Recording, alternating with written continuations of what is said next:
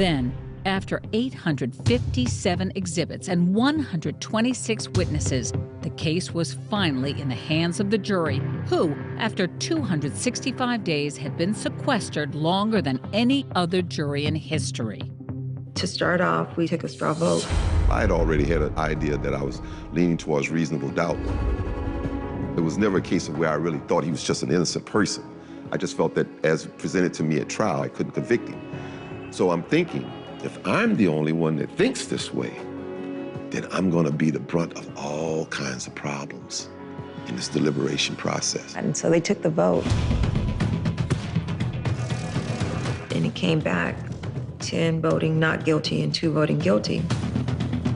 When I heard that, something I've never explained to anyone, I actually got up, I went to the bathroom and I did one of these yes kind of things. You know, I'm like, oh my God, we're that close. Back in the deliberation room, the majority of 10 had to convince the remaining 2 jurors to acquit OJ. The problem I had was with the evidence collection. Mark Fuhrman made you question everything he did. Everybody agreed, yeah, we do have a problem with that.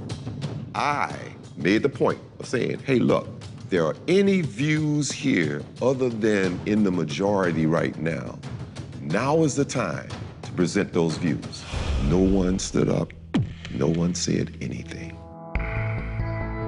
It was like, well, how long do we need to go on? The instruction says if you have reasonable doubt, your verdict is not guilty. So do we need to go days on end talking about how much doubt we had? They decided, let's do another poll. This time, it came back 12-0 acquit. On average, juries deliberate 1 day for each week the trial lasted. After a 38-week trial, the media speculated it could be a month before there was a verdict. But it only took the exhausted jurors 3.5 hours. The fact that I might release a person that was guilty, it bothered me. But the doubt was so plain that you couldn't deny it. There was no other verdict that we could deliver. We, the jury, in the above entitled action, find the defendant, Orenthal James Simpson, not guilty of the crime of murder in violation of Penal Code Section 187. The people behind Mr. Simpson were elated, but these people over on this side, they were totally devastated about it. And I could understand their feelings about it because, of course, in their minds, straight up, they know that this man was guilty.